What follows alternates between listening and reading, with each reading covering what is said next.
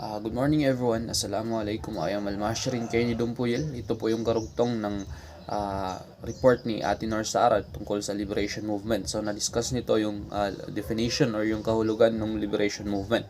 At ako naman po yung magre-report or magdi-discuss sa two types of liberation movement. So ano nga ba yung two types of liberation movement? Ang una pong type ay ang civic nationalism at ang pangalawa ay ang ethnic nationalism. Pero sa civic nationalism, ano nga ba yung civic nationalism? What is civic nationalism? So civic nationalism is based on identification with the loyalty to to a population and its state regardless of the ethnic and racial composition of this population. So ito daw ay base sa pagkakakilanlan at loyalty ng isang tao sa population na kanyang naaaniban or nabibilangan. So or ito yung pagkakakilanlan or pagiging tapat nito sa kanyang mismong state. So regardless of the ethnic or racial composition of this population. So hindi isinasaalang-alang dito yung ethnic or yung racial composition, yung mga grupo na kahit ano pa man ang lahi mo ay parang naging involved ka dun sa issue na pinag-uusapan at ginagawaan ng liberation movement na kahit hindi naman personal na nakakaapekto, na hindi ka naman personal na naaapektuhan nito. So yun nga, dahil andun yung loyalty sa population at sa mismong state. So ang isang example sa civic nationalism ay yung liberation movement sa US nung mga African Americans or yung mga Black Americans na laging nakakaranas ng racial discrimination, na hindi daw ito nakakatanggap ng equal rights at opportunities. So ayun, at palaging na di-discriminate dahil na rin sa kanilang kulay. So matatandaan natin na nung 2020 or 2021 siguro, no, hindi ako sure, yung issue tungkol kay George Floyd, isang Black American na namatay habang inaaresto ng isang white police, isang white American na isang police. So masyadong umingay itong issue tungkol kay George Floyd na dito isinulong yung Black Lives Matter.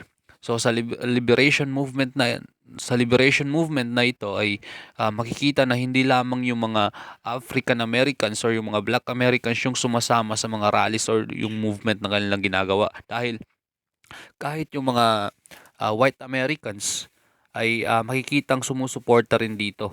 So kaya ito ay matatawag na civic nationalism, kahit hindi naman personal na naapektuhan yung mga white Americans, ay makikita nating sinusuportahan pa rin yung liberation movement na ginagawa ng mga African Americans, dahil yun nga, ito ay nagiging involved dahil sa kanyang loyalty sa population at sa mismong state. At ang pangalawang type naman ng liberation movement ay ang ethnic nationalism. So what is ethnic nationalism?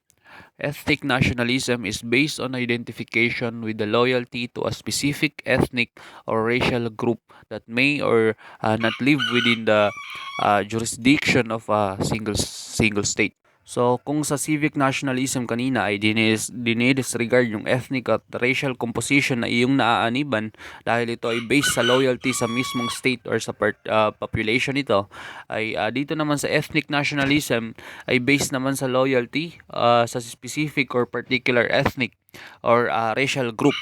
So dahil maaring ito ay hindi mabuhay or hindi kinikilala ng isang state, hindi kinikilala ng isang state yung ethnic group na yun sa jurisdiction nito. Kaya nabubuo yung ganitong liberation movement. Ang halimbawa nito, itong liberation movement ay yung sa ating mga Moro. So binuo yung MILF at MNLF, itong Moro Islamic Liberation Front at Moro National Liberation Front, dahil na rin sa nagsa-struggle tayo dati na magkaroon ng autonomy dito sa Mindanao. Nagkakaroon ng struggle yung mga Moro.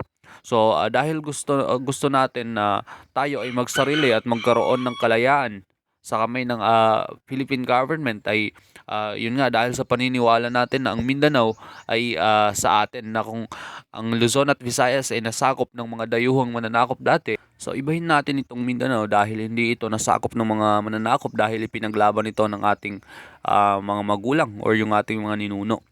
So, yun dahil yun yung dahilan kaya gusto nating magkaroon ng kalayaan at pagsasarili. At dahil na rin sa ilang dekadang pakikidigma ay alhamdulillah nakamit natin yung ah, magkaroon tayo ng sariling gobyerno at ito yung BARM dito sa Mindanao. At ito ay dahil sa bisa ng Bangsamoro Organic Law na dahil na rin sa ilang dekadang liberation movements na ating ginawa or ginawa ng ating mga magulang. Pero although hawak pa rin naman tayo ng ating Philippine government ay iba na rin, malaki na rin yung pagkakaiba dahil mas nakakagalaw na tayo sa mga panahon ngayon at mas naririnig na rin yung ating boses. So, yun yung ethnic nationalism. Base ito sa loyalty sa specific ethnic or racial group. So, hanggang dito lang po yung report ko. Maraming salamat.